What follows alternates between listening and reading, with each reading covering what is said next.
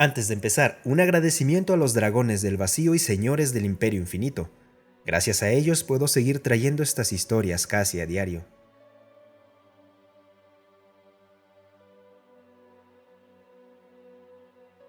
Un primer contacto mutuo.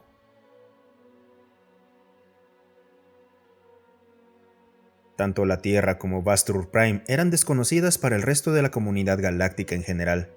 Según los estándares galácticos, ambos eran, en el mejor de los casos, inhóspitos. Si hubieran sido encontrados deshabitados, Vastur Theta habría sido calificado con un nivel de amenaza beta. Técnicamente habitable, pero con un costo demasiado alto en recursos y mano de obra para ser viable, mientras que la Tierra habría recibido la calificación de nivel amenaza alfa, una reservada para los llamados mundos mortales, planetas donde prácticamente todo, incluidos los herbívoros e incluso muchas plantas, son considerados peligrosos. Que en cualquiera de estos planetas hubiera evolucionado vida sapiente se consideraba una rareza, aunque no algo único. Los Vastruri habían desarrollado recientemente capacidades de viaje superlumínicas tras la resolución de una guerra civil planetaria que dejó buena parte de la superficie del planeta estéril. No inhabitable o muerta, pero sí en un estado que requeriría un esfuerzo y tiempo considerables para ser recuperada en un grado significativo. Colonizar otros mundos dentro de su propio sistema estelar para aliviar la presión sobre sus recursos disponibles estaba fuera de discusión. Ya había demasiado trabajo por hacer para reparar su mundo natal. Con el reciente descubrimiento de la tecnología superlumínica, sus pensamientos se dirigieron de inmediato a la idea de localizar planetas en otros sistemas estelares, donde sobrevivir no requiriera una terraformación extensa o hábitats ambientales sellados. Descubrieron la Tierra por pura casualidad. Un sonido tenue pero constante, como lo describieron, podía escucharse en una parte de la sección de ondas de radio del espectro electromagnético, y parecía provenir de un sistema estelar a unos 200 años luz de distancia. Ya conocían ese sonido desde hacía más de una década, y la señal se fue fortaleciendo y ampliando gradualmente con el tiempo. Afinando una frecuencia específica, un científico Vastruri aburrido pasó la señal por varios amplificadores y filtros antes de probarla con una variedad de algoritmos para ver qué ocurría. Se sorprendió al escuchar lo que solo podía describirse como una voz orgánica. Una voz distorsionada por filtros electrónicos, y lo que parecía ser un equipo de transmisión primitivo, sí, pero seguía siendo la voz de otra criatura sapiente. La respuesta pública fue sorprendentemente poco sorprendida, y de hecho la reacción del superior inmediato del científico resumió claramente el sentir general de los Vastruri. Vaya, por fin encontramos a alguien allá afuera. Algunos querían transmitir una respuesta inmediata hacia la fuente de la señal, pero el liderazgo planetario lo vetó rápidamente y con sensatez. La comunidad científica también señaló que la señal tardaría 200 años en llegar al planeta, tiempo para el cual esperaban haber establecido contacto desde hace mucho. Estudios posteriores de la señal revelaron diferentes tipos de transmisiones dentro del sonido de ancho de banda, y eventualmente un científico ingenioso dedujo que varias de ellas contenían componentes de audio que podían extraerse de una considerable cantidad de ruido en la señal. Dado que los Vastruri ya contaban con sus propios medios de comunicación visual, no fue difícil para los científicos concluir que ese ruido probablemente era un componente visual. Tardaron más de un año en desarrollar un algoritmo que pudiera recrear las imágenes de manera adecuada, o al menos casi adecuada. Se sorprendieron al descubrir que el equipo de transmisión era tan primitivo que solo podía mostrarse en escala de grises, y que incluso complejos procesos de limpieza digital no podían eliminar toda la estática del video. Una victoria 30-27 de los Washington Redskins sobre los Philadelphia Eagles en este 1 de noviembre de 1942. Los Vastruri pensaron que se trataba de algún tipo de combate ritualizado, hasta que con la ayuda de otras transmisiones de radio y televisión, pudieron descifrar el idioma lo suficiente para entender que era un deporte. Más importante aún, fue que habiendo desarrollado tecnología que literalmente les permitía ver el planeta Tierra, pudieron evaluar el nivel tecnológico de la humanidad. En pocas palabras, quedaron decepcionados. Fue en este momento cuando el liderazgo planetario accedió a las imágenes. A pesar de la mala calidad de imagen, era evidente que el planeta era habitable. Análisis posteriores indicaron que sería un entorno hostil según sus estándares. pero aún así mucho más atractivo que lanzarse a recuperar las zonas de su planeta arrasadas por la guerra civil.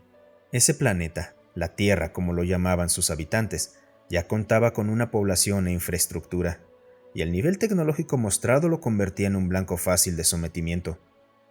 Un sometimiento benigno, claro está, pero sometimiento al fin. No tenían interés en ser señores supremos de una raza inferior, solo deseaban reclamar el mundo para su propio uso, causando el mínimo dolor y sufrimiento posible. El liderazgo planetario ordenó rápidamente la construcción de una nave colonizadora y solicitó voluntarios para establecerse en el nuevo mundo. Un batallón de infantería ligera y apoyo aéreo acompañaría a la nave para asegurarse de que los nativos fueran adecuadamente sometidos si fuera necesario. Entre la emoción del descubrimiento y la necesidad urgente de recursos y tierras, la nave estuvo terminada en menos de un año. Si los Vastruri hubieran esperado 2 años más, habrían descubierto qué tan mala idea era eso cuando llegaran las imágenes noticiosas de los ataques nucleares a Hiroshima y Nagasaki. Eran las 18:21, tiempo del centro, del 16 de octubre de 2151, cuando los colonos Vastruri llegaron, reduciendo a velocidad sublumínica en las cercanías de la órbita terrestre, poco menos de 2 años después de haber partido del complejo de astilleros orbitales de Vastruri Prime. De inmediato, surgió la preocupación entre los Vastruri al ver que las órbitas terrestres estaban llenas de satélites y escombros. A pesar de que toda la información obtenida de las transmisiones interceptadas indicaba que incluso los primeros viajes espaciales estaban más allá de las capacidades humanas, seguramente ninguna especie podría desarrollar esa tecnología tan rápido. Aún así, el comandante de la misión transmitió el siguiente mensaje. Pueblo de la Tierra, soy el comandante Vect Null Mari, de la nave colonizadora Vastruri Conservancy. En representación del liderazgo planetario de Vastruri, en nombre del pueblo Vastruri, reclamamos la Tierra como colonia nuestra, y no tenemos más exigencias que aquellas necesarias para establecer nuestra colonia y el terreno requerido para ello. No deseamos causar ningún daño ni tenemos intenciones hostiles, y procuraremos que cualquier desplazamiento de su gente se maneje con la menor incomodidad posible. Designamos el punto 66.20N por 157.64W como nuestro sitio de aterrizaje y comenzaremos el descenso en 1 hora. La recepción de la humanidad hacia los colonos fue desastrosa. El pánico y la histeria estallaron por todo el mundo, y no menos de 3 naciones declararon inmediatamente el cierre de sus fronteras a entradas y salidas. Estallaron disturbios en las calles de muchas grandes ciudades. El liderazgo de la Confederación del Atlántico Norte y la Unión del Pacífico emitieron de inmediato comunicados condenando a los invasores, mientras que los Estados Unidos de África y el Consorcio Latino prometieron ofrecer toda la ayuda que estuviera dentro de sus capacidades. Los intentos de contactar a la nave fueron infructuosos. La nave no estaba equipada con el equipo necesario para convertir las señales modernas utilizadas por los humanos. Esto se interpretó erróneamente a nivel mundial como una negativa total a negociar. Las fuerzas militares se movilizaron de inmediato, con cada gobierno importante apostando lo que pudiera para alcanzar el remoto punto de aterrizaje en Alaska.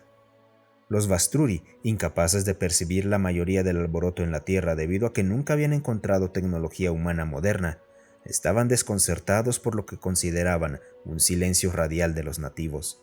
Con un encogimiento colectivo de hombros, se comprometieron con el aterrizaje planificado y comenzaron el descenso. Aunque el comandante Null Mari fue lo suficientemente prudente como para desplegar a los cazas enviados como apoyo aéreo, en caso de que ese inquietante silencio indicara que algo no iba bien según lo esperado. La primera oleada de cazas humanos atacó a las 17:01. Era un grupo completo de jets, destinados a ser retirados en cuanto sus reemplazos estuvieran listos en los próximos años. Los cazas Vastruri los interceptaron, y aunque su armamento láser causó estragos en las aeronaves terrícolas, nadie, ni Vastruri ni humanos, anticiparon el daño que las explosiones químicas de los anticuados sistemas de misiles humanos causarían a los cazas Vastruri. Con la atmósfera del planeta ya desgastando los escudos por el calor de la fricción, una salva que no habría inutilizado aeronaves terrícolas modernas derribó fácilmente los escudos y causó estragos en las naves ligeras. Sin refuerzos a la vista y sin munición, todos los pilotos humanos coincidieron en cuál era su única opción. En resumen, los colonos Bastruri nunca supieron qué los golpeó. Los restos de la nave colonizadora al caer crearon el cráter artificial más grande que el planeta había visto jamás. Y solo el hecho de que la nave estuviera a tan baja altitud cuando los 17 aviones terrestres sobrevivientes la embistieron, evitó que el impacto causara una catástrofe comparable a un evento de extinción global. Los científicos militares enviados a estudiar los restos quedaron desconcertados al descubrir que no solo prácticamente no había radiación en el lugar, sino que no habría necesidad de trajes hazmat, de no ser por las posibles preocupaciones de xenobacterias o xenovirus que pudieran haberse colado a bordo. De los 250.000 Bastruri que iban a bordo de la nave colonizadora, solo 2 sobrevivieron al accidente. Uno de ellos murió por las heridas antes de poder ser trasladado a instalaciones médicas. El otro quedó en estado de coma y nunca se recuperó. Fue allí donde la humanidad tuvo su primer vistazo a sus vecinos galácticos, aunque las lesiones espantosas y cuerpos destrozados fueron una visión que marcó profundamente a quienes lo vieron. Los Bastruri eran, a simple vista, una especie bípeda mamífera con 2 brazos y una cabeza, aunque las similitudes con los humanos terminaban ahí.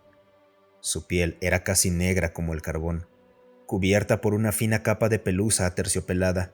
Poseían membranas alares vestigiales a lo largo del interior de los brazos, poco más que un pliegue de piel semitranslúcida desde las muñecas hasta las caderas.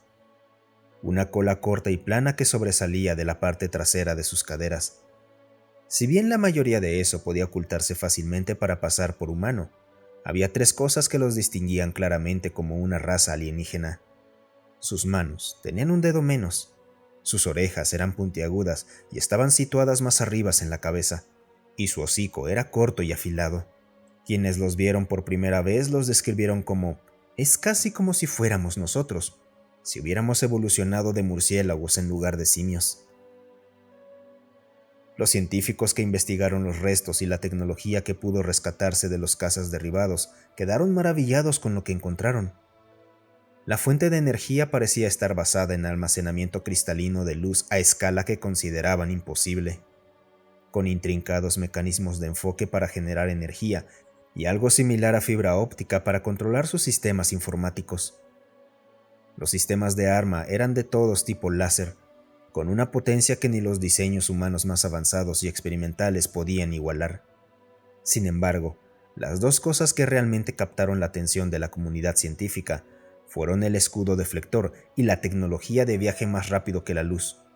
A pesar de esto, había una cuestión aún más urgente que analizar que la tecnología. Los humanos no estaban solos, y sus vecinos estaban armados. Debían asegurarse de que sus vecinos supieran que ellos también lo estaban. La ingeniería humana se desplegó por completo al reconstruir partes de emisores de escudos deflectores y unidades superlumínicas hasta reunir lo suficiente para hacer ingeniería inversa. Hubo un suspiro colectivo entre los científicos de todo el mundo cuando se dieron cuenta del truco del motor superlumínico. Una laguna obvia, aunque de alguna forma pasada por alto en las leyes físicas relacionadas con la gravedad. Los escudos deflectores fueron más difíciles de entender, pero finalmente descifraron las interacciones específicas entre la fuerza nuclear fuerte y la fuerza electromagnética para construir sus propios escudos. Fabricar suficientes naves espaciales para formar una armada de defensa planetaria se convirtió en una de las prioridades más altas a nivel mundial, superada solo por la necesidad de lanzar un ataque de represalia contra el mundo natal Bastruri. Construir naves lo suficientemente rápido era imposible, pero combinaron la tecnología recién descubierta con el arma más destructiva que los humanos habían usado contra su propia especie. Menos de 7 meses después del incidente de primer contacto, los humanos tenían 53 cohetes, cada uno equipado con un escudo deflector, un motor superlumínico y una ojiva nuclear de 1.5 megatones.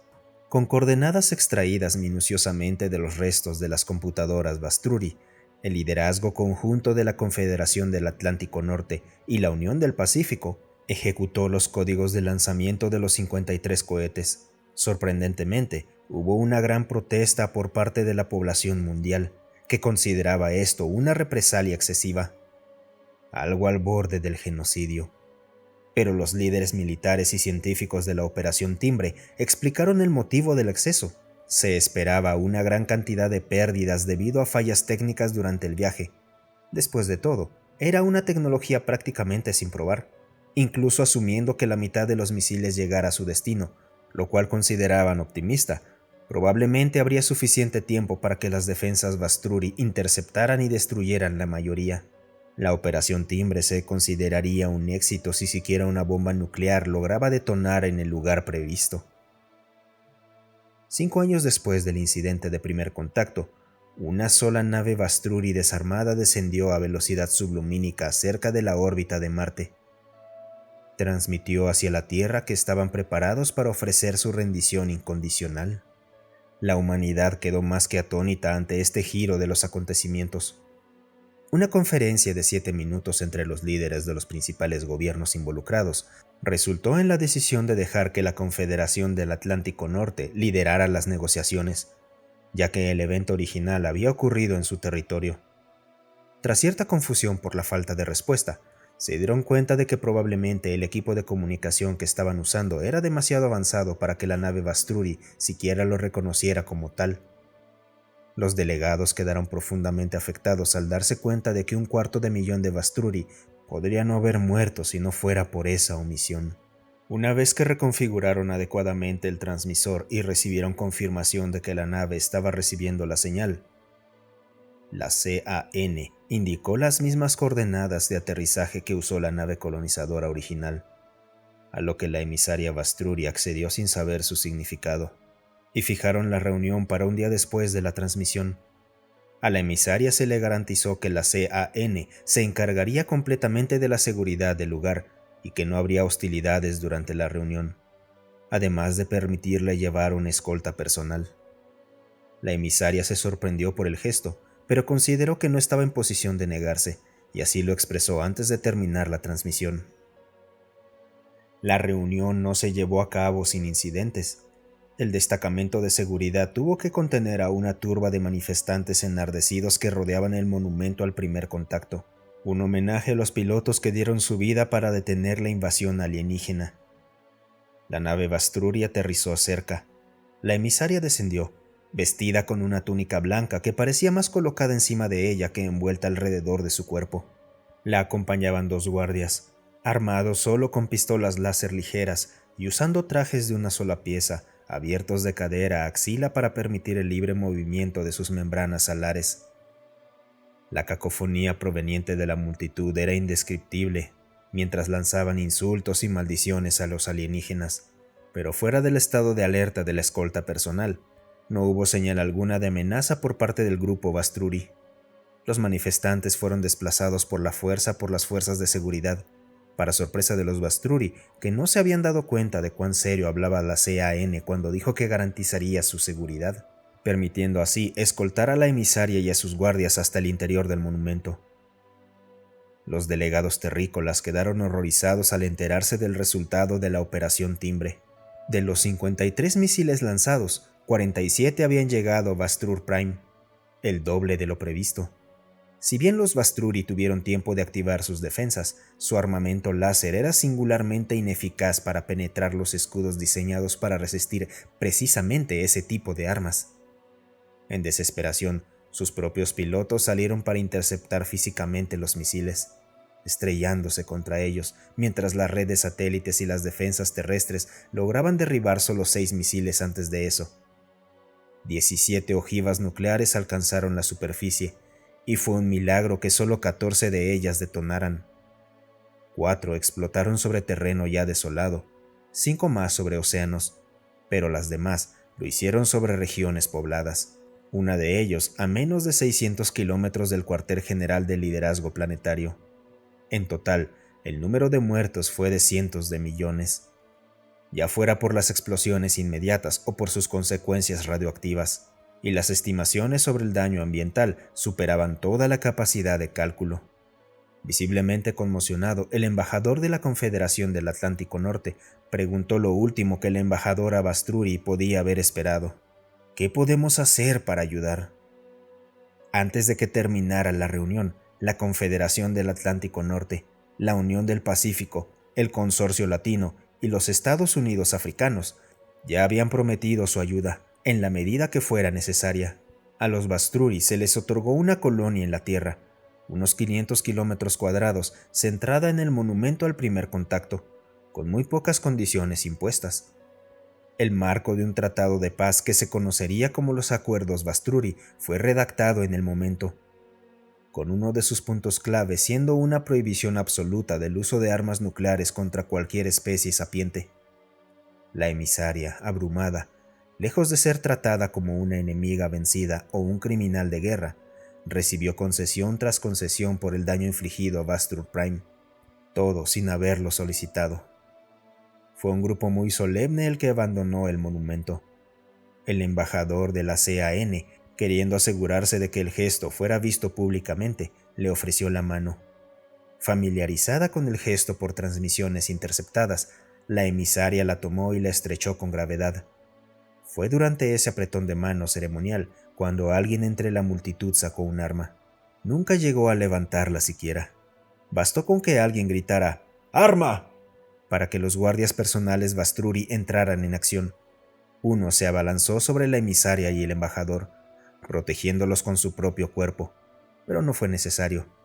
El agresor cayó al suelo, con un disparo perfectamente certero a través de su ojo izquierdo, disparado por el otro guardia, todo antes de que siquiera el equipo de seguridad pudiera ubicarlo.